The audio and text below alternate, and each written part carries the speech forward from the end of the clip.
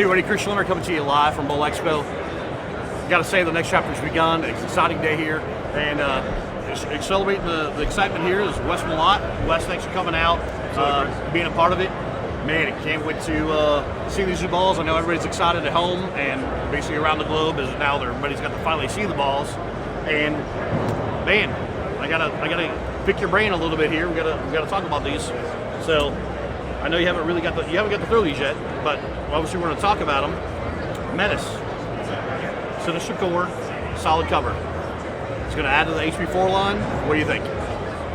Well, first thing that catches me the first time I saw these was the colors that you kind of came up with. Yeah, well, little different, but they're to be different, man. But you know what? I like color. I like Right. seeing it mix and interchange going down the lanes. It looks like it revs up a little bit faster, and that's what I like to see. That's the idea whenever I'm picking out colors for bowling balls. It's I'm all like, for me. what would Wes Malott All want for in a me. bowling ball that's ugly and kind of flipping all over? That's exactly how it is. But Menace, Sinister, I haven't thrown a ton, but I definitely have thrown, and I've won tournaments with it. Yeah. So it definitely has its place in line.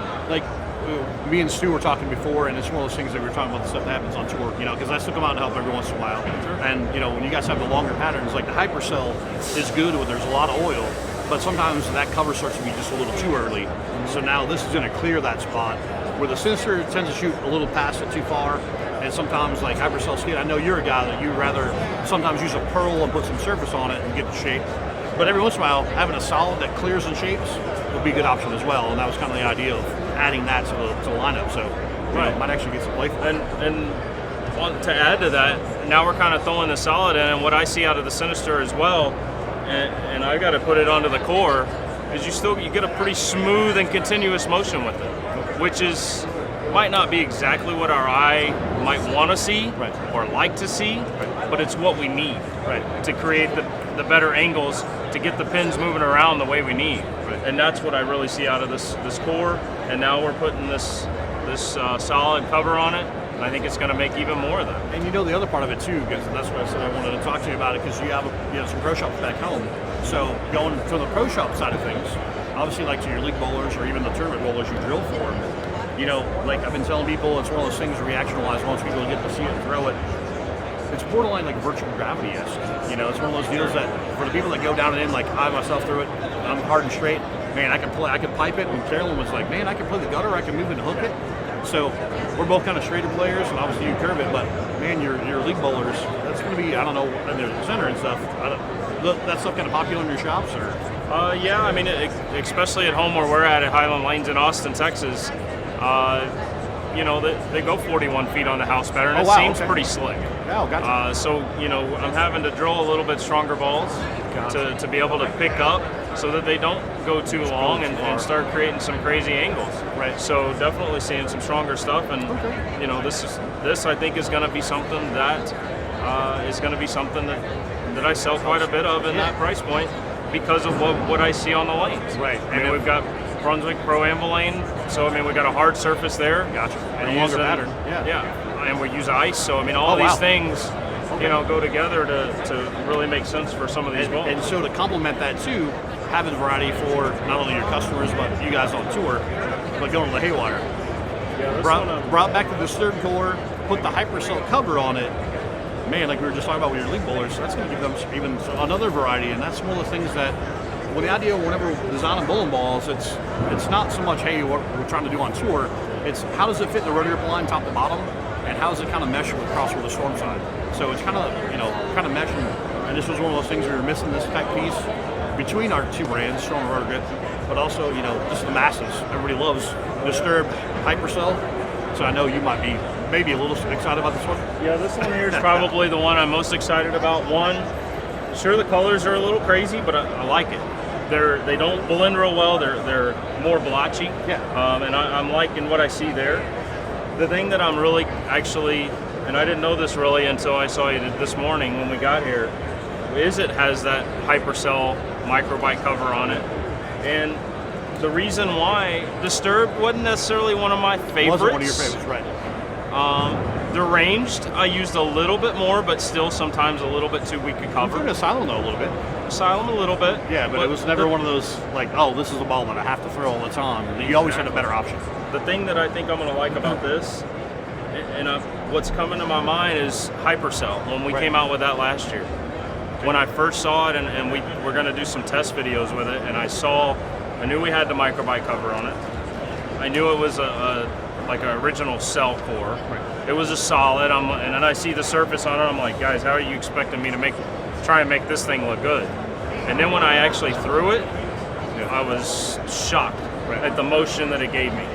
Absolutely shocked. And that's why I think I'm really expecting that out of this one too, is seeing, I'm seeing a lot more angle and continuation down lane. For whatever reason, that's just what I'm seeing out of some of the solid balls that we've been releasing out of the Storm and Roto Grip lines. And with that, and it might be a lot of that microbite cover that we have in it. Right, and that's the whole thing too, like off the Hypercell, because there's, like we were talking before, asymmetrics, a lot of times people that don't have hand, like obviously your rev rate's a bit higher, you can get in and you can circle the lane. People like myself or people that go down and in, they can't really get, you can only get so far with an asymmetric ball and then it kind of stops. Where now you got the same cover as the Hypercell, where the Hypercell starts to kind of maybe like varieties like flat 10 or lefty flat 7. I was talking to Shannon, because it's one of her favorite balls. She just made a show with the Hypercell. I said, where you get to a point where you start flattening and the ball starts reading too early, you get the same cover, but a core that's going to get through there a little bit cleaner and still shape. And Stewie was saying that's the whole thing too, is even though it's a microbite cover, he goes, this one surprisingly got through the front, it's pretty clean. He goes, but mid to back end, he goes, man, this ball shapes a lot. And I go, well, it's, dynamics and, difference from asymmetric to symmetric. So, and, like we're talking with your league bowlers, I mean, that's going to be something as strong as aggressive that is, that's going to be a good play as well.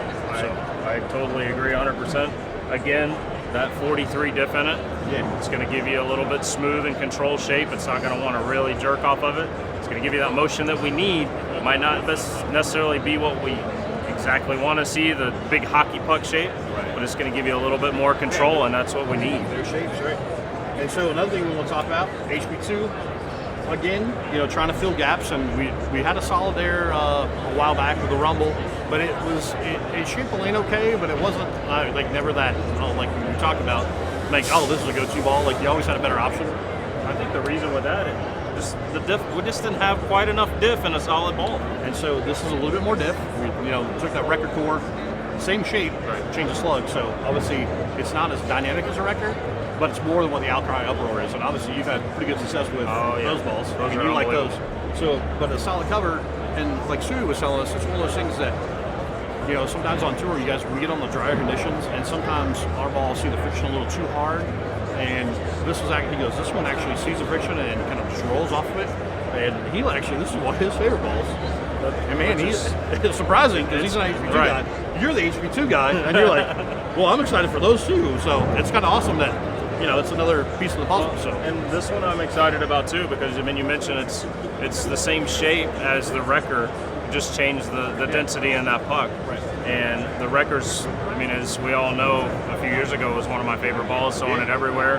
Honestly, I don't know why I don't have one drilled again. By the way, they're still in the catalog. Exactly. It's like 3 years old. We're still making them. I keep asking, but obviously the cells are still good. Yeah. And I still sell them in the shop. Good. Why I don't have one in my bag necessarily right now, I don't know. Yeah, there's That's probably my own other fault. new fun toys. But now we're taming that diff down a little bit, because I thought the Wrecker, I've always said that I think that ball should be in the HP 3 price Pretty point. dynamic for that price point. And that's what makes sense. And I say that to my customers all the time. Dynamic This, balance, but it's in that price point of $30 less in my shop. So now we're starting off, and now you're giving me some shape of the Wrecker, but getting me closer to the Outcry and Uproar and stuff. So that's going to be the thing. And you'll be able to see this because those two don't blend together, so they'll be flying all around like you like to see. Yellow and pearl and gold and yellow and black. Those are my colors. So, and again, like I said, talking to you because you got the Pro Shop side of things, HP1 are kind of our dry lane ball and stuff like that. And occasionally you guys use them on tour, not very often, the tournament player. That you guys bowl on that extreme, because a lot of times now, like even on tour, they go super short, super whatever, and you have to go to urethane. But as far as a dry lane ball, we want to get something a little bit different than the scream and shout. We got a little bit more diff, so it makes it a little bit more dynamic, but not like crazy bounce off of it, shoot kind of shape off of it. And so we got the pearl and solid, I don't know, in your shop, do you sell a lot of the lower entry? We call it entry so long. It's actually more like a dryer lane is how we should describe it. So, Right. You sell those kind of balls in your shop? I mean, I've kind of got them all in their own section. And then all the higher end balls I have by brands. Okay. But the lower end I have all in one section. You know, we got the Scream and Shout, which will now be taken over by the Locos. Correct. Then I've got Tropical Breezes in there and stuff like that. So, sometimes it's an easy sell for my customers to be able to go with the Scream and Shout. Based off of like the Tropical Breeze, mainly just because that core is a little stronger than a Breeze. Right. So you can get it for the same price in my shop, to where now for the same price you're getting a little bit more ball. Dynamically speaking. So and like you said, it's not too different off that Scream and Shout, but just a little bit more differential. So you'll see overall just a little bit more motion. And so now you're getting even more than what we had before. And as I just said, we're already getting more than the Breeze. Now we're giving them even more for that price point. Sorry, I did solid. We did one color. It's not going to be flying around giving you cool stuff, but Actually, I like this color. Yeah, purple I shiny. do like that color. And we got the copper and blue. But Pretty cool. everybody, thanks Wes Malott. Thanks, man. Bull Expo live. The next chapter has begun. Thanks, everybody.